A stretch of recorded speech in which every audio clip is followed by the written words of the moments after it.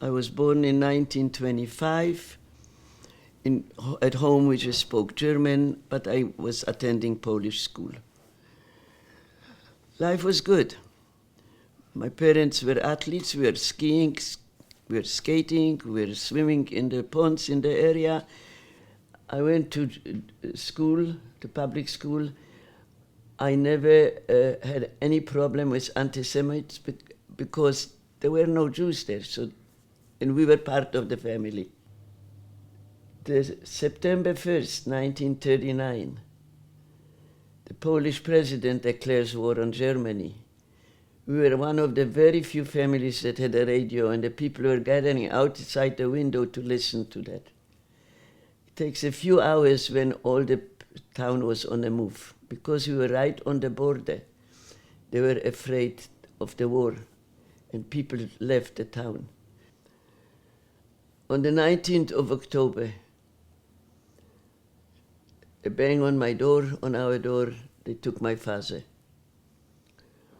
He turned to me as they were leading him away and said, "Take care of mother.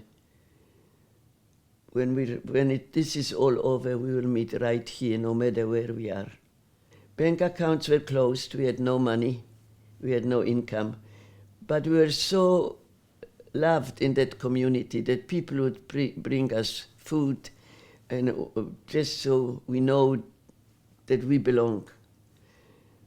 On March 6th, we had to go to a certain place. We packed our bags. My mother opened the drawers and closed them. Don't know where we're going.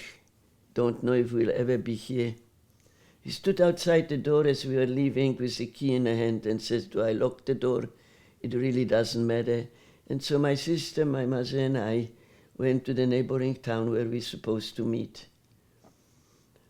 In the evening, they put us on trucks, unloaded us in a town in the middle of a square. We didn't know where we were. So now 30 families are sitting on the square, not knowing where we are, till the morning came. We didn't know that there was a curfew and the Jews were not allowed after 6 o'clock in the evening. In the morning, they came and asked us who we are, why we are there. We found ourselves in Jaworzno, that's not far from the city of Krakow, in a ghetto. Now, by now, they already have brought Jews from all the surrounding little towns. Well, luckily, there was a Jewish school that was no longer used because Jewish education was prohibited, and they gave each family one room. But we had absolutely nothing. But Jewish people have responsibility for each other, and people start to bring. This one brought a chair and a little table and some pots, and we kind of put together our lives in the ghetto. But we had no income at all. My father gone, and I started to look for some jobs. I worked for a furrier. I helped people with different chores. I would fix an electric iron, put it apart, put it together, get some money for it. And this is how we earned some money, because at the beginning, when we got the food vouchers, we didn't even have money to buy the food, so we would sell some on the black market, and we bought some food for it. And this was our life in the ghetto. It was 1941. The war between the Soviet Union and Germany broke out, and they decided that they have so many young people in the ghetto. The young German people were taken to the army, and they began to take young people out of the ghetto. First, they began with one son from each family. I think back of the times when if I would have now a family, sit with my family at a dinner table, do I decide which one of my children I let go, not knowing if I'll ever see it again. But a decision had to be made. And so they first took one son from each family, but it didn't take long when they took one by one all the young men. And they realized they also have women. In 1942 in February, my sister walking down the town square was caught with many other girls and taken away. She didn't come home. We didn't know where she is. A few days later, we got a letter, a card, that she is in a labor camp in Sudetenland, which was at one time Czechoslovakia, now annexed by Germany. At least we knew where she was and that she was alive. It was the last night of Passover, April 11, 1942. Banging on the door, and they came to pick me up. My mother stands at the door. Her daughter gone, her husband gone, now they're taking away all she has. So there I am in that holding camp. And I found out where the office is of the commander, and he was known that for fun he would just come out and shoot anybody.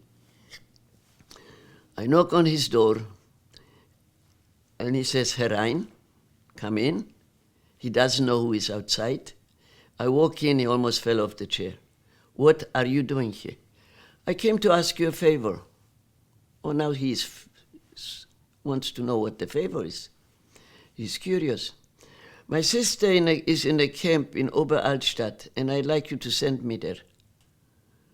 He says, I saw you working yesterday. You were washing the floor. You're such a good worker. I send you to a men's camp. You work in the kitchen, you'll have food. Now he worries about me. I said, thank you. I'd rather go to my sister. You'll die of starvation. I said, so we'll die together. Get out of here. The next day we stand like a slave market. He walks in the front of the girls, 10 here, 20 here, walks past me and continues, excuse me, I ask you to send me to my sister. Step out. I did. I don't know if he shoot me or anything. And he put me in a group, and we were put in train. We arrived in a camp. I arrived in a factory, and it was evening, and the girls were coming from work, covered in dust, with a little bowl waiting for their soup. That was all the meal they would get. The units, they were standing with a horsewhip and hit everyone that wouldn't stand properly in the line. And that's when I realized where I found myself. But the worst thing was that I wasn't in my sister's camp. But in the morning I found out that we are going to be distributed to camps where the girls got sick and they're sending them back and we are replacing them. Now I'm looking for the camp commander where my sister was. I found her and I said, my sister is in your camp. And she said, are you Gerda? Yeah, how do you know? Because your sister, remember that by that time was work. It was not a concentration camp. It was a labor camp. So my sister was doing her manicure, and every time she spoke to her, she says, if you go bring more girls, look, my sister might be among them. She says, I know, because Hannah told me that I should look for Gerda. Gerda is a very Germanic name. It's not hard to remember. And that's why I ended up in the same camp as my sister. When you had somebody, a sister, cousin, you had someone to live for. The same summer, they deported the whole town, took to Auschwitz. My mother was on the truck. In the commotion, she jumped off the truck and hid in the Jewish cemetery. When everything calmed down, she had my letter and she knew what I did. And she went to Sosnowiec, to the camp, asked them to let them in. Of course, there was no problem. And she went right down to the office, as I wrote there the whole story, knocked on the door, and the dame did the same shtick. We stand in line after work. We are now in Sudetenland. We finished work to go to camp. The camp was a few kilometers away from factory.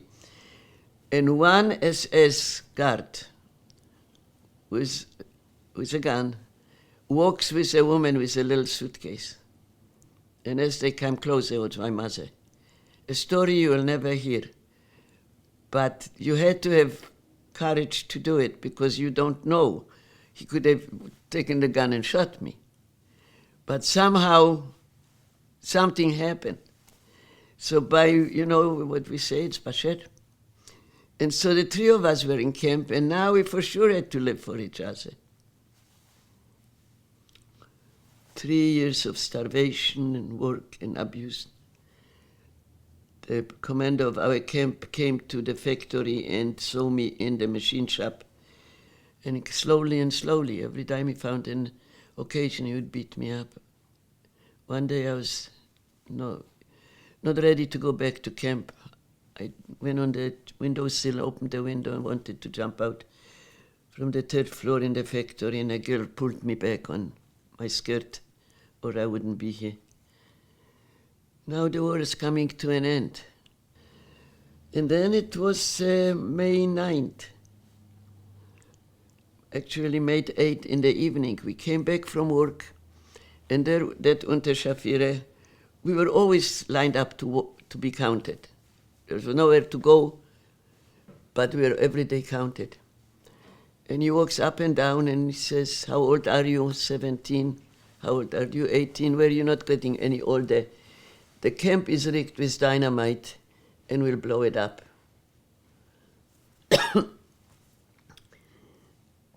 Now we went to the barracks and we sat in silence 3 long years. We were hoping and praying, and now the time came. Freedom is right there, and we won't be here. The night went by, nobody slept. I stood at the window in the morning and I hear footsteps. I said, "Girls, this is it." I knew that were soldiers marching. That's the end. As they come closer, they were British prisoners of war. The war was over and we didn't know it. The barracks of the guard was quiet. They escaped at night. They came to the gate, cut through the barbed wire and says, "Girls, you are free." The only word we understood was free because frei is in German. This was our liberation. 1,000 women. We were free. We walked out of the camp and stood outside the gate. Children that grew old, grew through hell, stand outside the gate alone, lost their childhood, no parents, no education, no money, and no country that wanted us. 4 years we were in a refugee camp. The United Nations Relief Agency was sending food, and the Jewish Agency was bringing in clothing that they collected in the United States and Canada. And there we were. Many of our survivors went illegally to Palestine. Some made it, some didn't. My sister was on the boat Exodus, taken by the British from Haifa back to Germany to a camp, put behind barbed wires again. And my mother and I just stayed and had nowhere to go. And we finally, when Israel became a state, went to Israel. And from Israel we came to Canada, the best country in the world.